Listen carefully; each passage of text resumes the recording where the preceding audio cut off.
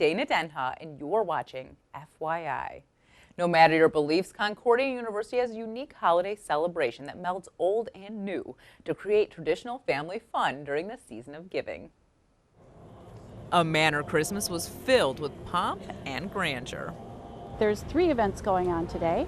Tours at the historic Earhart Manor and Greenhouse, the Christkindl Market, Christmas market in the European fashion, food and entertainment in a vendor's tent, and then the Boar's Head Festival in the evening. The historic Earhart Manor, built from 1934 to 1936, boasts amenities uncommon to the era. It was one of the first ones outside of Detroit that had air conditioning. It had lights that would turn on in the closets when you open the door. It had alarm system and music piped through the building. It had rainwater and well water. It had showers with many spigots. It was just an extraordinary building. After touring the estate, guests enjoyed a European-style market and entertainment galore. We have unique vendors that are picked specifically because they have handmade items or they have natural items. We've had a couple local grade school choirs and bands. We just had Milan High School Chamber Choir, and now we're going to end up having Don Wharton play, a professional musician.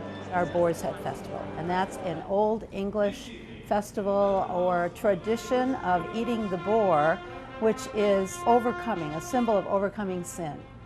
And the Boar's Head Festival has been going on for 41 years now, and it is a wonderful pageant with beautiful music, costuming, and acting that goes on. So all of those things put together we call a Manor Christmas.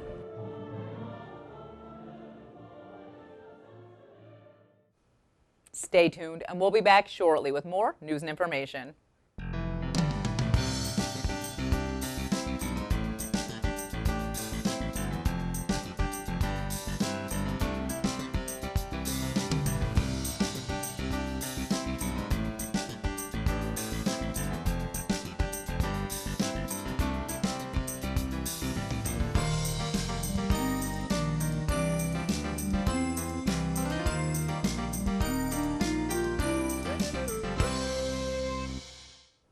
Kerrytown is a quaint place to have a one-of-a-kind shopping experience. But while you're perusing the merchandise, you may hear some tunes ringing through the area. While the farmers market is in full swing, you can take some time from the fresh produce to play a ditty on the Kerrytown Chime. It's a mini carillon. It has 17 bells up in the tower. The levers are hooked onto these cables here that go up across the ceiling up into the tower. They pull the clapper inside the bell. So that's what makes them ring. And we have over 100 songs that you can choose from to play by number.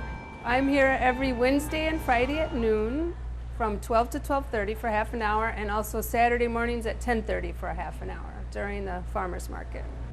There are hundreds of songs to choose from, and Heather O'Neill, the resident chime master, will be your guide. There's kids songs, there's adult songs. If you have a song in mind, you can tell me and I will try to work it out. The bells are like a miniature concert ringing through the area, and you are the musician. You can hear them about 2-3 blocks away from Kerrytown here. So whenever you hear the bells outside, you should just come up, and sometimes there's a line, sometimes there's not, and you can just play a song. This is the only place that you can find this instrument accessible to the public. So even 2-year-olds can play songs, and 102-year-olds can play songs. So it's kind of a unique feature of Ann Arbor, and it's good for the soul.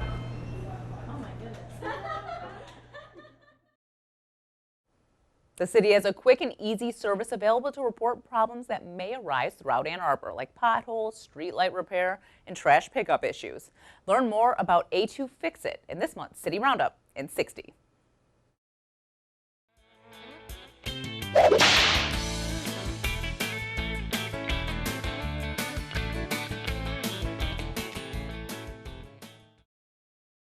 Hello, my name is Robert Keller with the City of Ann Arbor. here to tell you a quick and easy way to report problems to the city that you need to get fixed. Problems like potholes, streetlight outages, or snow or ice on sidewalks or streets. It's called A2 Fix It.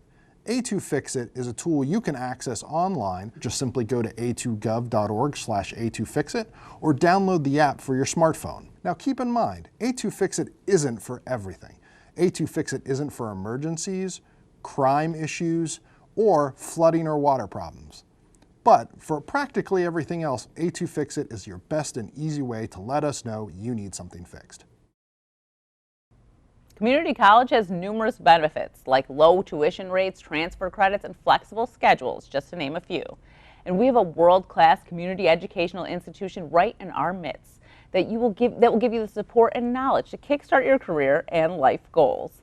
Joining me is Dr. Rose Bellanca, president of Washtenaw Community College. Thank you for coming on the show. Oh, well, thank you. It's my pleasure. So you've been now with WCC, you were saying, what, 9 years. Yes. So you've seen it. You've seen it go through a lot of changes, I'm sure, in 9 years. Yes, it's a remarkable place. Yeah, a lot of us know about WCC, but maybe for those of us who don't know about it, what's important to know about the community, our local community college? What's really important to know is that we have something for everybody.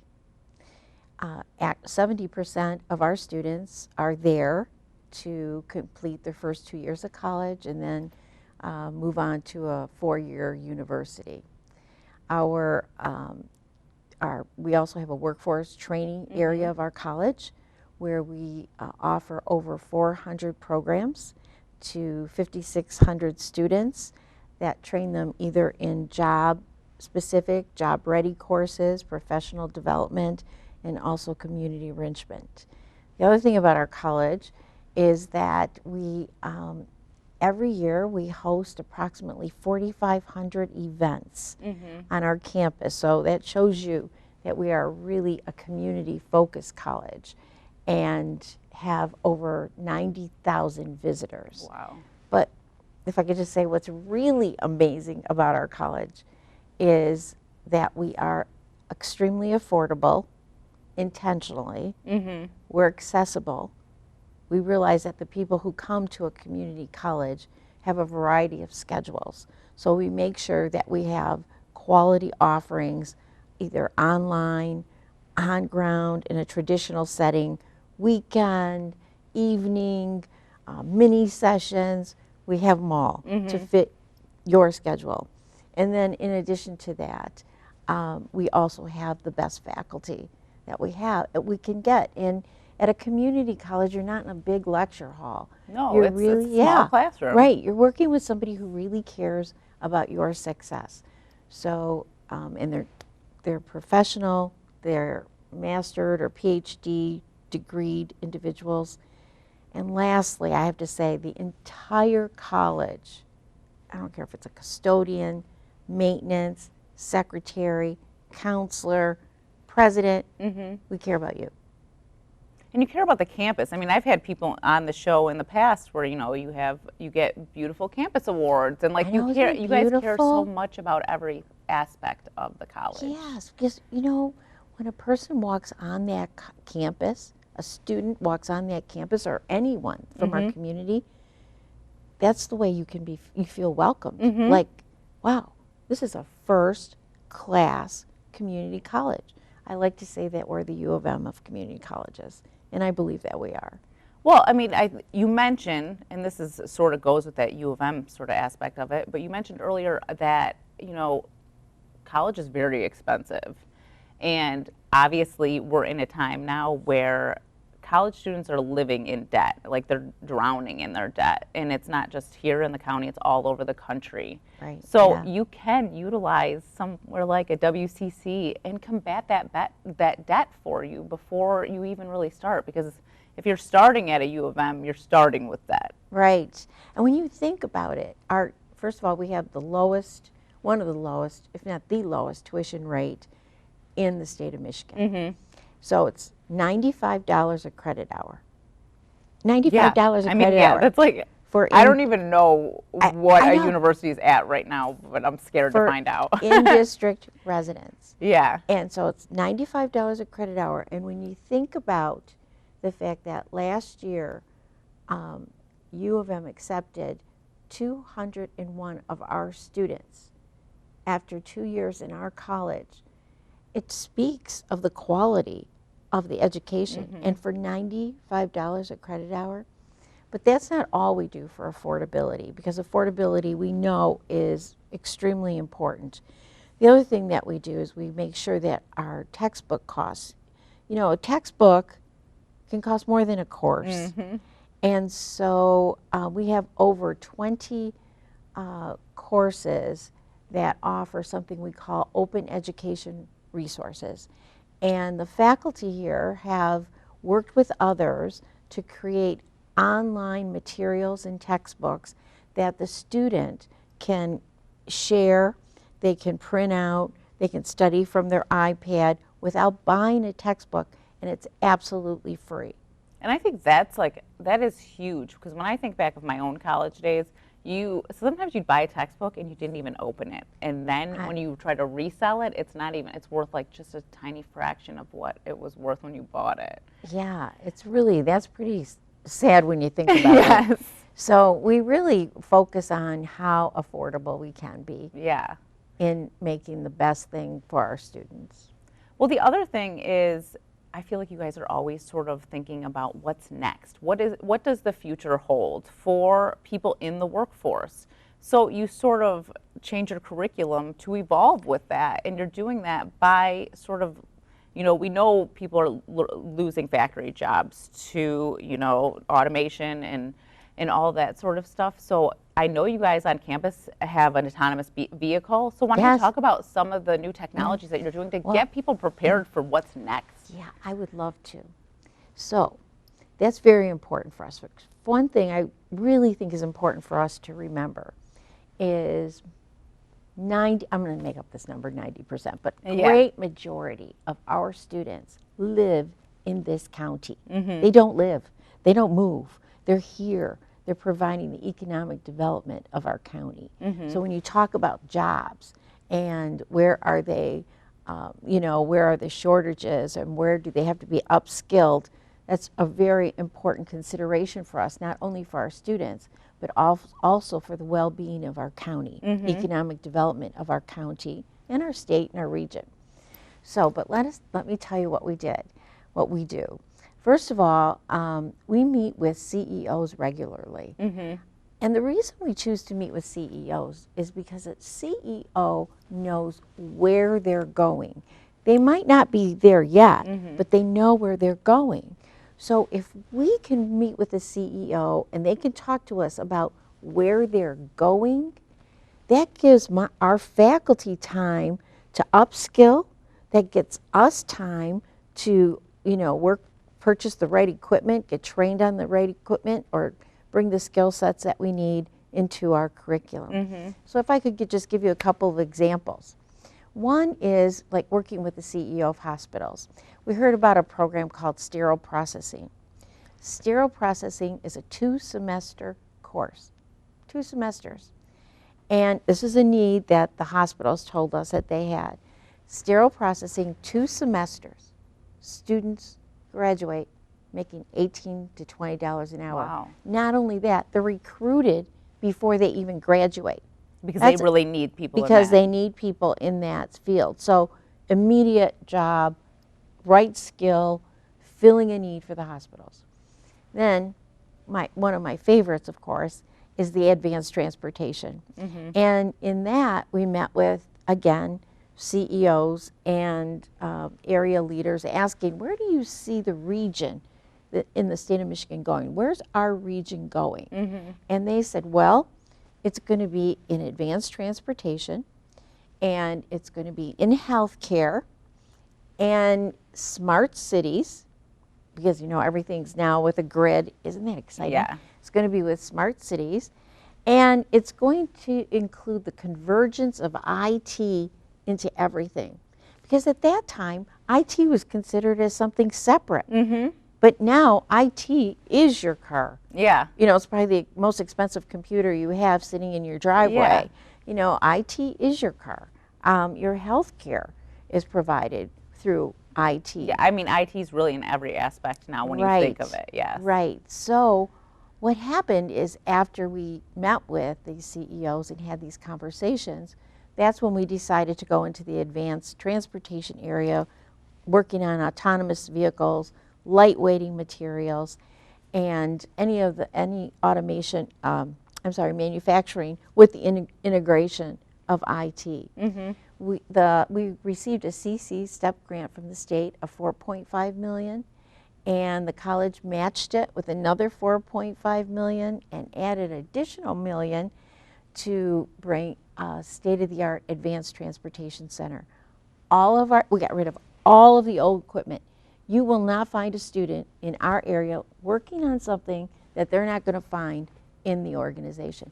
Now, to do that, it takes a quality faculty. Yeah. Because they had to go and learn. They had So to they're learn continuing, they're always continuing their education. Right. They had to go out and learn new experience. They had new skill sets, and they rewrote their curriculum. We have the coolest thing. It's the ACE. Auto Cybersecurity. Oh gosh, I can't think of what the E stands for. ACE, educator. Okay. Auto Cybersecurity Educator. It is a mobile hacking laboratory. One of the first in the state. Again, having to do with advanced transportation. And it could be reverse engineering or mobile hacking, but teaching students how to work, in that very, very important arena right now. So we're very proud of being cutting in that edge. area. Yeah. Yes, we are cutting edge, and we work very hard to do that, and we love being that. Well, you should be proud of that. You should. And I think it's an important thing to talk about that. You mention these things, but I think a lot of times when people start going to college, they're sort of lost. They don't know where to go. And you are sort of telling them what to look for in the future, what sort of jobs they need to be looking for. Where, like, not every college gives you that luxury. That's true. A lot of times you go in it alone. So WCC is ahead of the game in that sense, where they're helping you figure out what is next. And you know what? Many times our students, actually I think it's 18% of our students already have a bachelor's degree because they come back for upskilling. Or they may come back because they want to change, their career trajectory. Yeah. And it's so much easier. There's less bureaucracy to come into a community college. And they know that's what we do for a living, is we keep improving our skill sets. So it's a great place to learn. Well, before we go, we're just about out of time. But I'm sorry. Oh my gosh, no, this has been a great conversation I love about talking about it. all that you have to offer, because I don't think we always get to hear about all the things that you have to offer. But before we go, you do get, half your revenue comes from property taxes in this area. So do you also give back to the community, though, too, right? Gosh, I can't tell you how grateful I am, and I will say this on behalf of not only myself, but every student, every employer, every community member that lives in this county is grateful to our taxpayers, because they bring in 70% of our revenue. And we couldn't do what we do without that. We couldn't be that quality institution that I just talked about. And so, yeah, we think about giving back quite a bit. And we do that in several ways. One thing that we do offer is we offer free classes to anyone who's 65 and over. Really? We gave out over 3,000 scholarships last year to individuals over 65 and over. So that is, the cost of that was over $400,000. In addition to that, we have free classes in 14 community centers in our county for senior citizens to attend. So we had over 90,000 visitors on our campus at 4,500 events.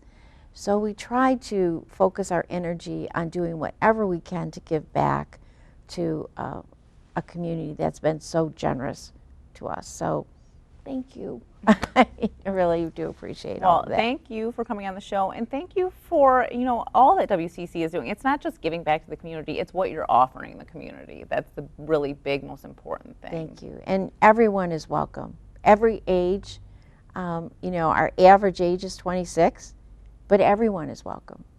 All right. Well, thank you so much. Thank you. For more on this and other programs, visit a2gov.org/CTN. Visit youtube.com/CTN Ann Arbor to see all that we have to offer, and remember to like, comment, and share. Thanks for watching, and tune in next time to FYI.